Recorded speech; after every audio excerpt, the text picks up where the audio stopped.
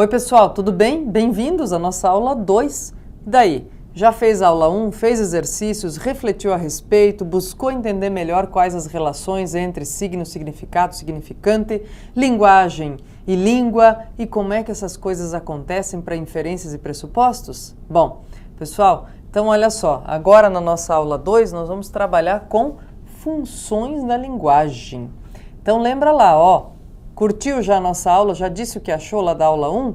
Conversa conosco aqui na aula 2 ao final também, para dizer se isso te ajudou a refletir melhor sobre como empregar, como utilizar e como reconhecer as funções de linguagem.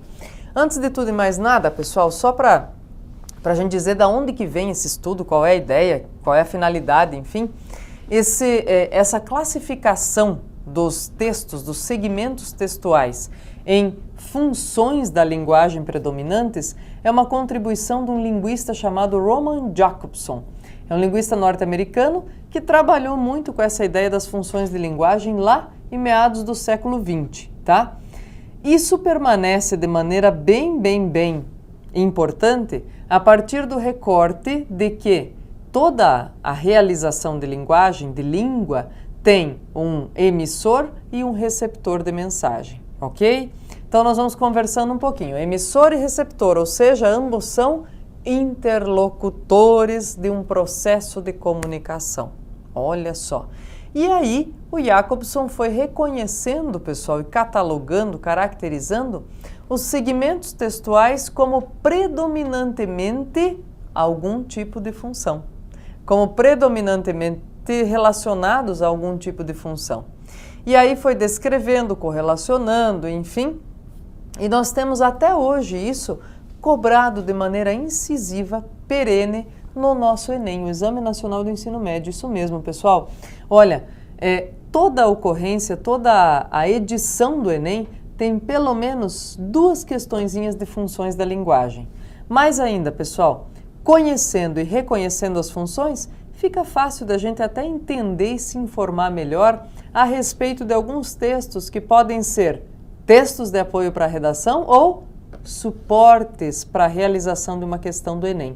Como nós vamos resolver ao final da aula duas questões de Enem também, vou conversar um pouquinho com vocês sobre essa ideia de suporte e habilidades da matriz do Enem, tá bom?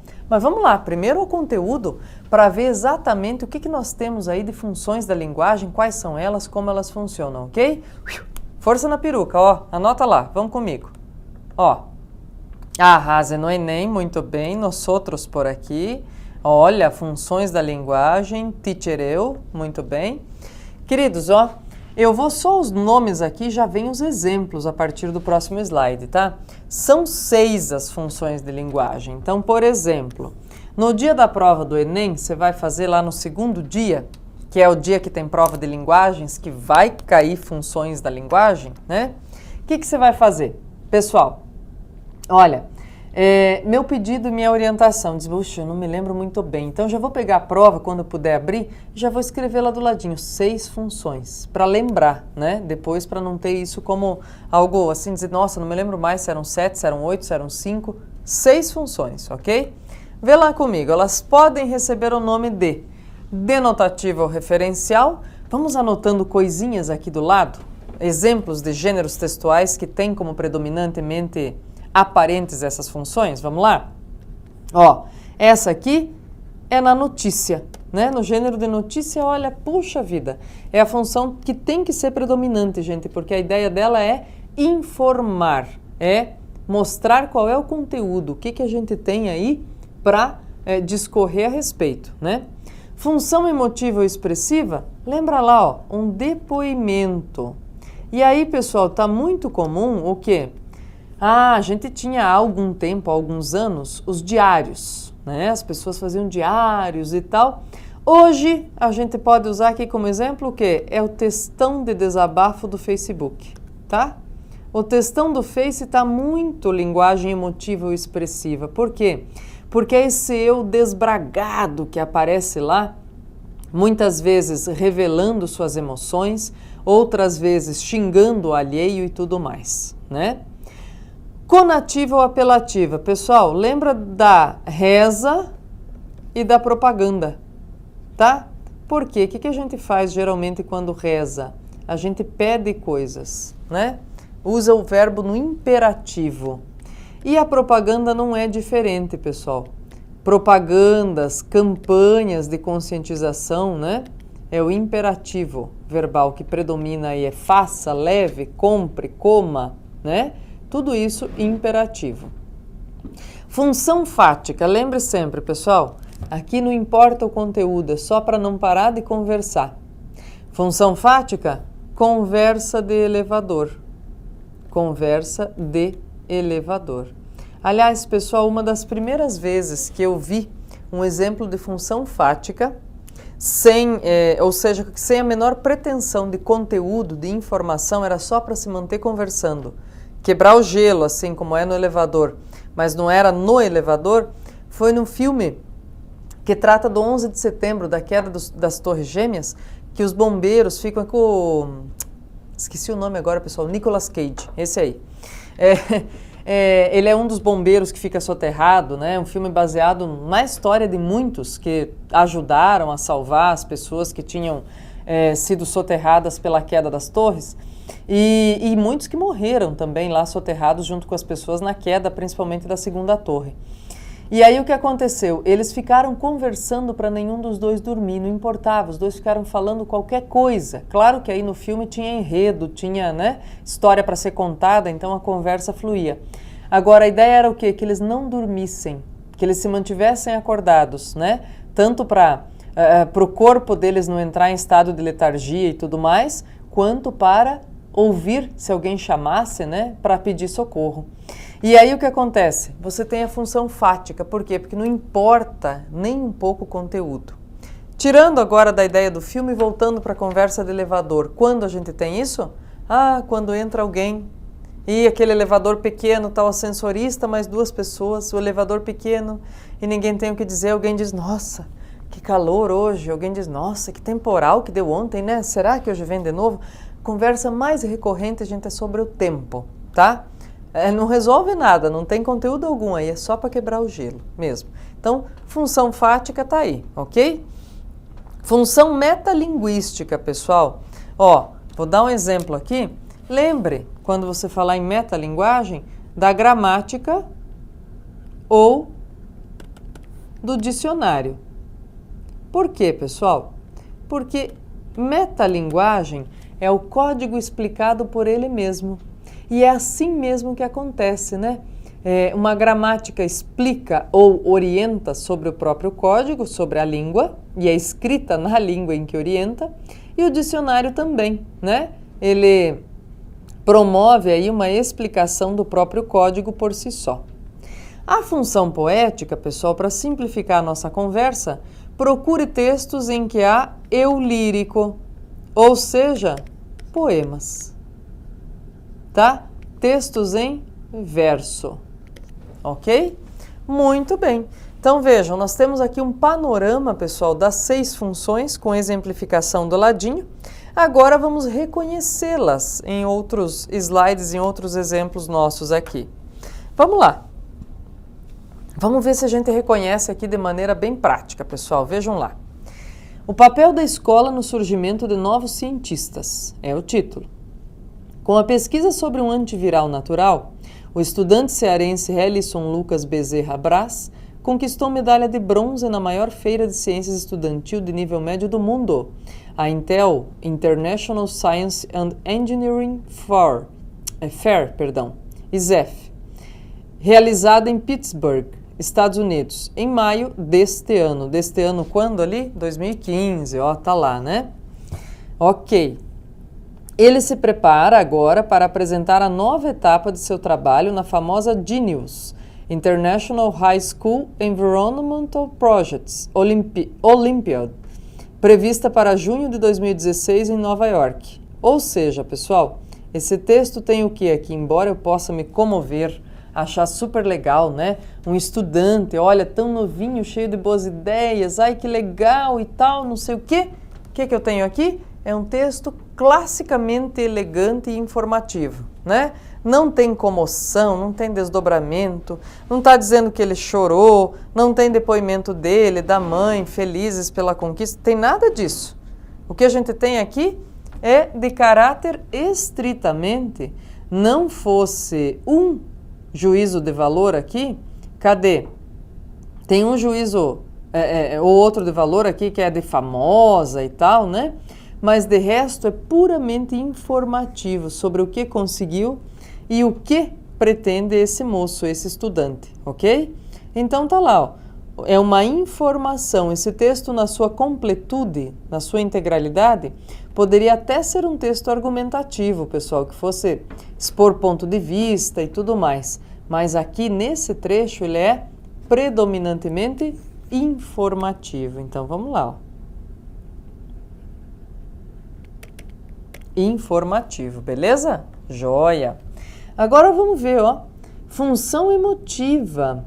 Um trechinho aí de um depoimento do Pedro Bial, vamos ver lá. Ó. Quando o passado é um pesadelo. Tomado pela costumeira pressa de repórter, eu tinha que fazer, a toque de caixa, imagens para compor a minha matéria. Quando chegamos ao primeiro corredor, o eixo da continuidade, tentei pedir algo a Bárbara, funcionária do museu que nos acompanhava. Não consegui falar. Tudo foi se desfazendo. Todos os sentimentos e emoções, e também as racionalizações, reflexões ou desalentos mediados pelo intelecto. Tudo foi se desvanecendo dentro de mim. E um grande vazio, um vácuo que sugava a si próprio, se formou qual redemoinho em meu peito, até explodir um jorro de pranto, num colapso incontrolável. Pessoal, esse depoimento ele dá por conta da visita dele a Auschwitz. As câmaras, né, propriamente, né, não só a Auschwitz, mas as câmaras de gás, que eram câmaras de gás, onde os judeus, os presos de campos de concentração eram exterminados, né?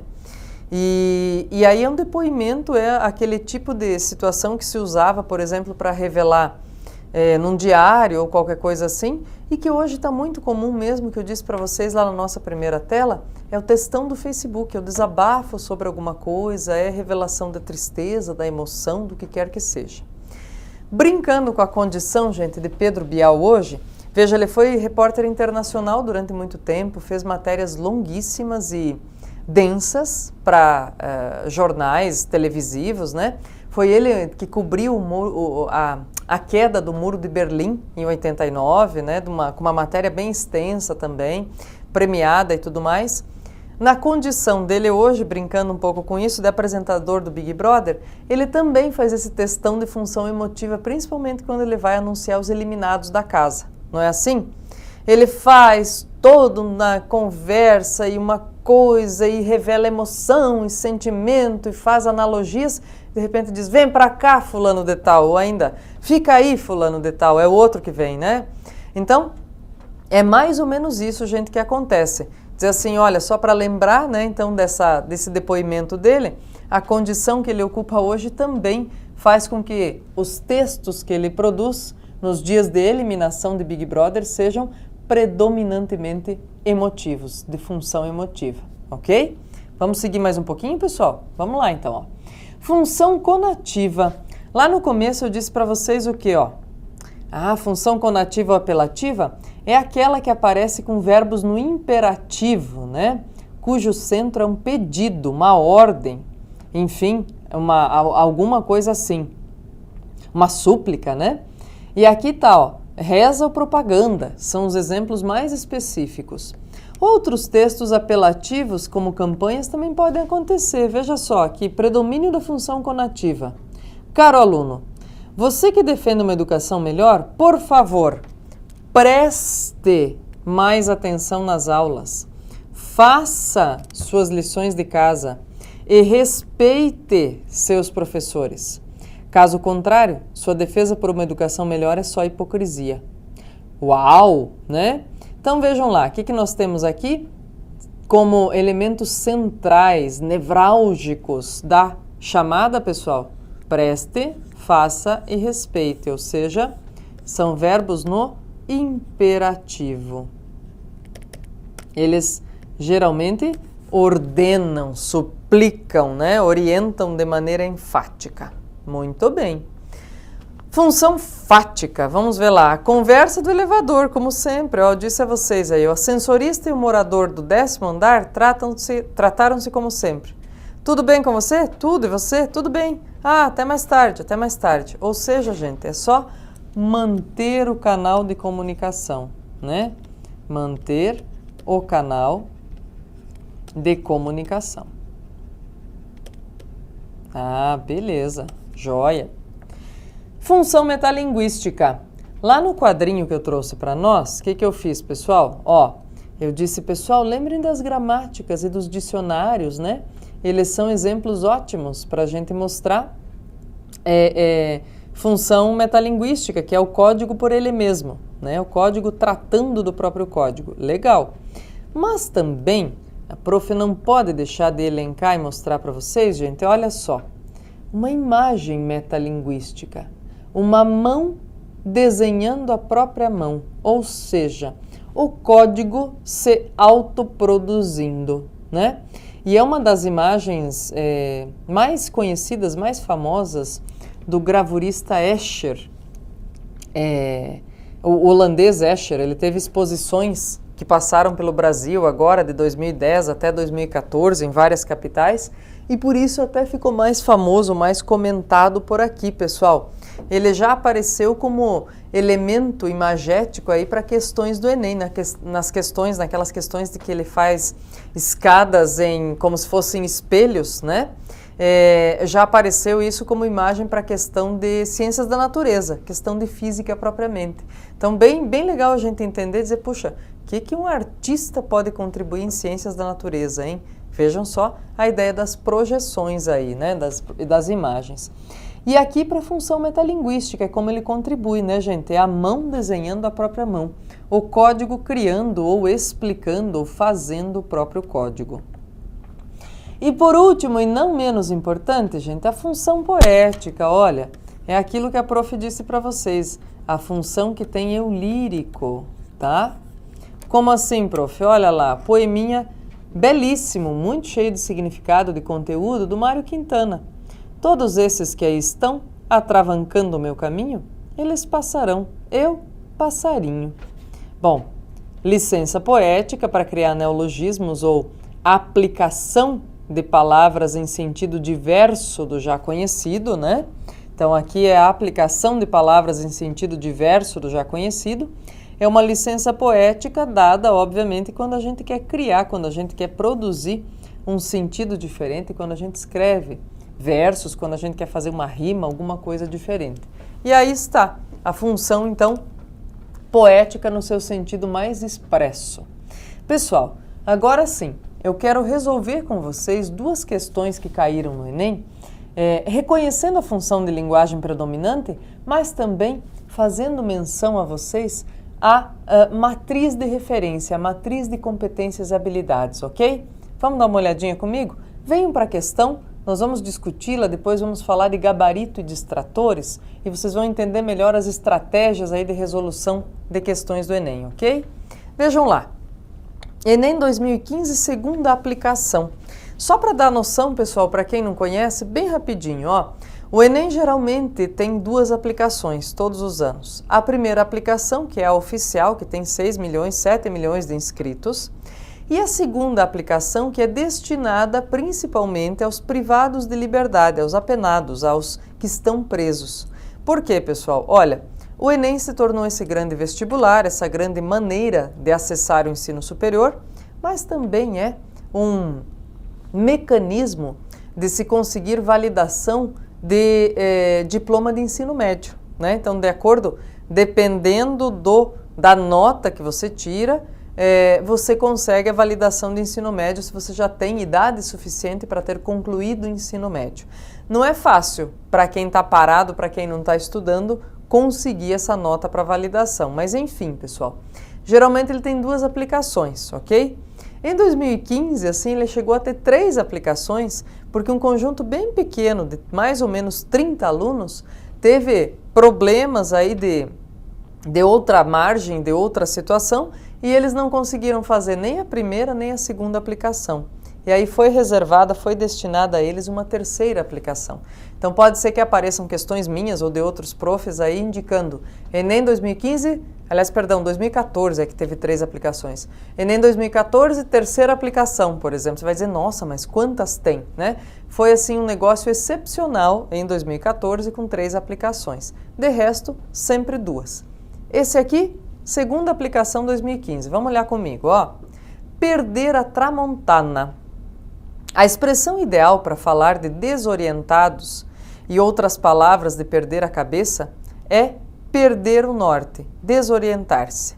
Ao pé da letra, significa deixar de ver a estrela polar, em italiano, a Stella Tramontana, situada do outro lado dos montes, que guiava os marinheiros antigos em suas viagens desbravadoras.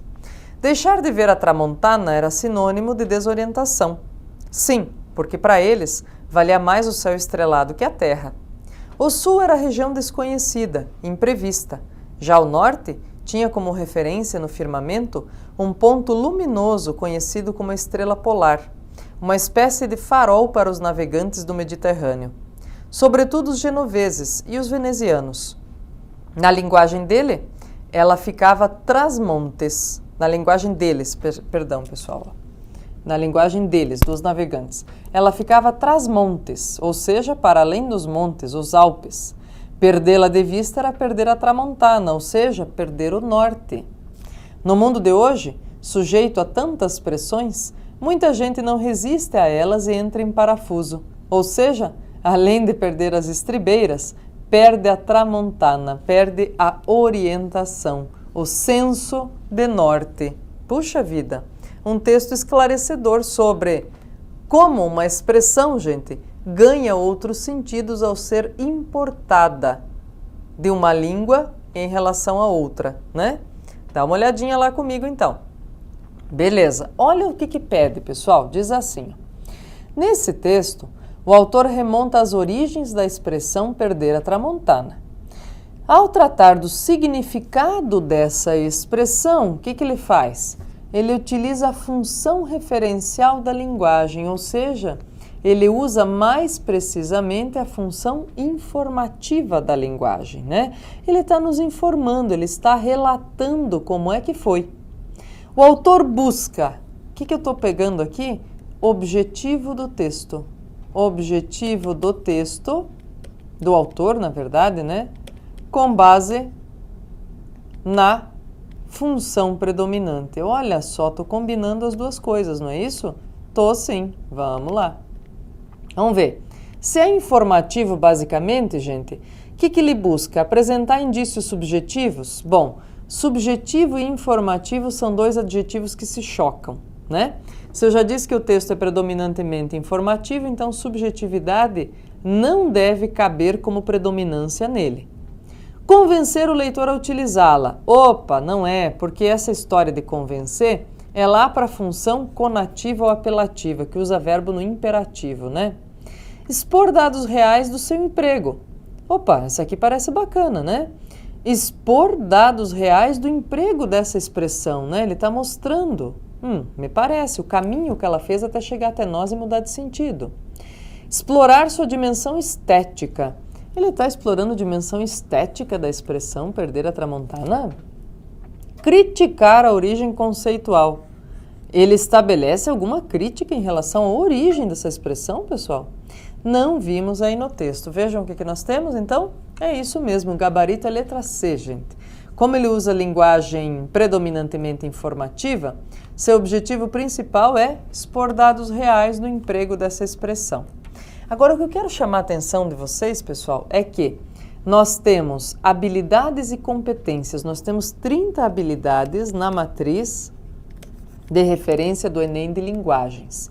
Vocês podem ir lá observar, procurar, dar uma olhadinha com bastante carinho e atenção, tá? Dá um Google, vai aparecer. O que acontece aí, pessoal? Uma das orientações é que a gente nunca pode ter distratores, ou seja, alternativas incorretas, esdrúxulas, ridículas. E o que acontece aqui é, de fato, existe função para apresentar indício subjetivo? Existe, mas não é essa, né? Para indício subjetivo seria qual? Seria a função emotiva. Para convencer, existe função? Existe. E assim por diante. Ou seja, nenhum dos itens, nenhuma das alternativas está errada no mundo. Mas só uma delas responde à função de linguagem que eu estou procurando, que é a referencial denotativa. Entendem? Fazer questão de Enem, o modelo Enem, gente, é bem difícil por isso. Os distratores têm que ter valor no mundo, não podem ser alternativas ridículas ou desconexas daquele conteúdo. Mais uma, pessoal, mais uma? Vamos lá. Mais uma comigo, então. Também da segunda aplicação do Enem 2015. Anfíbio com formato de cobra descoberto no Rio Madeira. Animal raro foi encontrado por biólogos em canteiro de obras da usina. Exemplares estão no Museu Emílio Goeldi, no Pará. O trabalho de um grupo de biólogos no canteiro de obras da usina hidrelétrica Santo Antônio, no Rio Madeira, em Porto Velho, resultou da descoberta de um anfíbio de formato parecido com uma cobra. Antretochuana eiselti é o nome científico do animal descoberto em Rondônia. Até então, só havia registro do anfíbio no Museu de História Natural de Viena e na Universidade de Brasília. Nenhum deles tem a descrição exata de localidade, apenas América do Sul. A descoberta aconteceu em dezembro do ano passado, mas apenas agora foi divulgada. Muito bem, de novo, gente, o que nós temos como predominante aqui nesse texto? Vejam lá. A notícia é um gênero textual em que predomina a função referencial de linguagem. No texto, essa predominância é verificada por que características, gente? Pela recorrência de verbos no presente para convencer o leitor. Olha a insistência com o convencer aqui, pessoal. Convencer não é de outra função de linguagem, não? Acho que é, né? Uso da impessoalidade para assegurar a objetividade das informações. Olha, isso parece muito interessante, porque à medida que eu relato e tento neutralizar a minha percepção, eu permito que alguém pegue essas informações e transforme da maneira como quiser, né? Que é essa função para o leitor. Questionamento do código linguístico na construção da notícia. Questionamento do código linguístico, da maneira de escrever, é isso? Utilização de expressões úteis que mantém aberto o canal de comunicação com o leitor. Ai, isso aqui parece tanto função fática, né? Manter o canal de comunicação aberto só à custa de qualquer que seja o conteúdo. Emprego dos sinais de pontuação para expressar as emoções do autor. Veja, nossa, tem um monte mesmo de... O que, gente? Para explicar, para expressar emoções, tem um monte de reticência e ponto de exclamação, né? Só que não, mentira, não tem. Então não tem nada de emoção, não é linguagem emotiva, né? E sim, tá aqui a resposta, gente.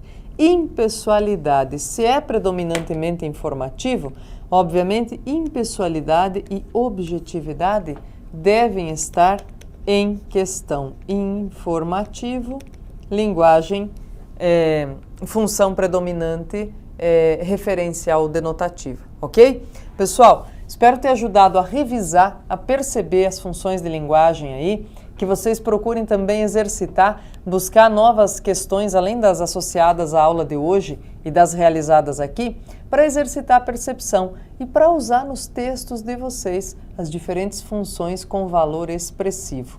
Um abraço a todos, bons estudos, arrasem no Enem, até a próxima aula.